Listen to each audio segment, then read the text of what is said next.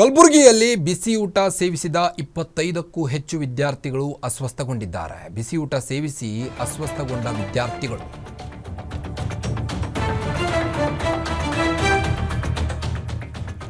ಕಲಬುರಗಿಯಲ್ಲಿ ಬಿಸಿ ಊಟ ಸೇವಿಸಿದ ವಿದ್ಯಾರ್ಥಿಗಳು ದಿಢೀರಂತ ಅಸ್ವಸ್ಥಗೊಂಡಿದ್ದಾರೆ. ಬಿಸಿ ಊಟ ಸೇವಿಸಿ 25ಕ್ಕೂ ಹೆಚ್ಚು ವಿದ್ಯಾರ್ಥಿಗಳು ಅಸ್ವಸ್ಥಗೊಂಡಿರುವಂಥದ್ದು. ಕಲಬುರಗಿಯ ಜೇವರ್ಗಿಯ ಮಾರಡ್ಗಿ ಗ್ರಾಮದಲ್ಲಿ ಈ ಒಂದು ಘಟನೆ ಸಂಭವಿಸಿರುವಂಥದ್ದು.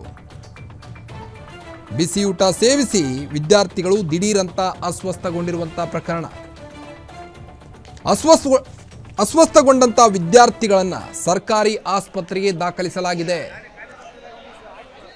ಬಿಸಿಯೂಟ ಸೇವಿಸಿದ 25 ವಿದ್ಯಾರ್ಥಿಗಳು ವಾಂತಿ ಭೇದಿಯಿಂದ ಬಳಲುತ್ತಿದ್ದಾರೆ. ಫುಡ್ ಪಾಯ್ಸನ್ನಿಂದ ವಾಂತಿ ಭೇದಿ ಆಗಿರುವಂಥ ಶಂಕೆ ಕೂಡ ವ್ಯಕ್ತವಾಗಿದೆ. ಸರ್ಕಾರಿ ಆಸ್ಪತ್ರೆಗೆ ಎಲ್ಲ ವಿದ್ಯಾರ್ಥಿಗಳನ್ನು ದಾಖಲಿಸಿ ಚಿಕಿತ್ಸೆಯನ್ನು ನೀಡ್ತಾ ಇರುವಂಥದ್ದು ದೃಶ್ಯದಲ್ಲಿ ನೀವು ಗಮನಿಸಬಹುದು. ಕೆಲ ವಿದ್ಯಾರ್ಥಿಗಳಿಗೆ ಜೇವರ್ಗಿ ತಾಲೂಕು ಆಸ್ಪತ್ರೆಯಲ್ಲಿಯೇ ಚಿಕಿತ್ಸೆಯನ್ನು ನೀಡಲಾಗ್ತಾ ಇದೆ. ಬಿಸಿಯೂಟ ಸೇವಿಸಿದ 25 ವಿದ್ಯಾರ್ಥಿಗಳಿಗೆ ಆದಂಥ ಗತಿ ಇದು ಪಾಪ. ವಾಂತಿ ಭೇದಿ ಫುಡ್ ಪಾಯ್ಸನ್ನಿಂದಾಗಿ ಒದ್ದಾಡ್ತಾ ಇದ್ದಾವೆ ವಿದ್ಯಾರ್ಥಿಗಳು. ಈ ಹಿಂದೆ ಕೂಡ ಇಂಥ ಬಿಸಿಯೂಟ ರಾದ್ದಾಂತಗಳು ಕೇಳಿ ಬರ್ತಾನೆ ಇತ್ತು ರಾಜ್ಯದಲ್ಲಿ.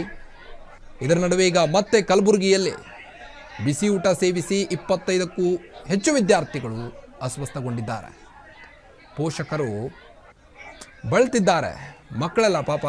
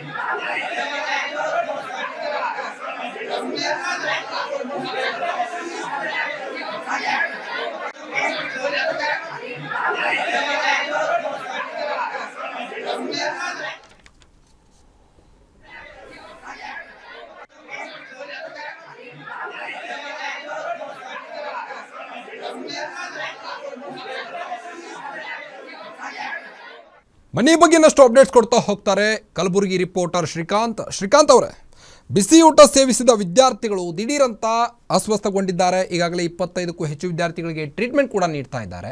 ಏನಿದು ಪ್ರಕರಣ ಅಂತ? ಹೌದು ಕಾರ್ತಿಕ್, ಏನಂದ್ರೆ ಕಲಬುರಗಿ ಜಿಲ್ಲೆಯ ಜೇವರ್ಗಿ ತಾಲೂಕಿನ ಮಾರಡ್ಗಿ ಎಸ್ಎ ಗ್ರಾಮದಲ್ಲಿ ಬಿಸಿ ಊಟ ಸೇವಿಸಿ 25 ಜನ ವಿದ್ಯಾರ್ಥಿಗಳು ಅಸ್ವಸ್ಥಗೊಂಡಿರುವ ಘಟನೆ ಬೆಳಕಿಗೆ ಬಂದಿರುವಂತದ್ದು. ಮಾರಡ್ಗಿ ಗ್ರಾಮದ ಸರ್ಕಾರಿ ಹಿರಿಯ ಪ್ರಾಥಮಿಕ ಶಾಲೆಯಲ್ಲಿ ಬಿಸಿ ಊಟ ಸೇವನೆ ಮಾಡಿದ ಬಳಿಕ 25 ಜನ ವಿದ್ಯಾರ್ಥಿಗಳು ವಾಂತಿ ಭೇದಿ ಉಂಟಾಗಿದ್ದು, ಫುಡ್ ಪಾಯ್ಸನ್ ನಿಂದಲೇ ವಾಂತಿ ಭೇದಿ ಉಂಟಾಗಿರುವ ಶಂಕೆ ವ್ಯಕ್ತವಾಗ್ತಿದೆ. ಇನ್ನು ವಿದ್ಯಾರ್ಥಿಗಳನ್ನ ತಕ್ಷಣವೇ ಗಮಾರ್ ಪ್ರಾಥಮಿಕ ಆರೋಗ್ಯ ಕೇಂದ್ರಕ್ಕೆ ಶಿಫ್ಟ್ ಮಾಡಲಾಗಿದ್ದು, ಇನ್ನು ಕೆಲ ವಿದ್ಯಾರ್ಥಿಗಳಿಗೆ ಜೇವರ್ಗಿ ತಾಲೂಕು ಆಸ್ಪತ್ರೆಗೆ ದಾಖಲಿಸಿ ಚಿಕಿತ್ಸೆಯನ್ನು ನೀಡಲಾಗ್ತಿದೆ. ಇದಕ್ಕೆಲ್ಲ ಬಿಸಿ ಊಟದ ಕಳಪೆ ಮಟ್ಟದ ಬಿಸಿ ಊಟ ನೀಡಿದ್ದೇ ಕಾರಣ ಎಂದು ಪೋಷಕರು ಆರೋಪವನ್ನು ಮಾಡ್ತಿದ್ದಾರೆ. ಇನ್ನು ಆಹಾರ ಗುಣಮಟ್ಟ ಪರಿಶೀಲನೆಗೆ ಕಳಿಸಿಕೊಡಲಾಗಿದ್ದು, ತಪ್ಪಿತಸ್ಥರ ವಿರುದ್ಧ ಕ್ರಮ ಕೈಗೊಳ್ಳಲಾಗುವುದು ಎಂದು ಅಧಿಕಾರಿಗಳು ತಿಳಿಸಿದ್ದಾರೆ. ಕಾರ್ತಿಕ್, ಓಕೆ, ಥ್ಯಾಂಕ್ ಯು ತಮ್ಮೆಲ್ಲ ಮಾಹಿತಿಗಾಗಿ ಶ್ರೀಕಾಂತ್.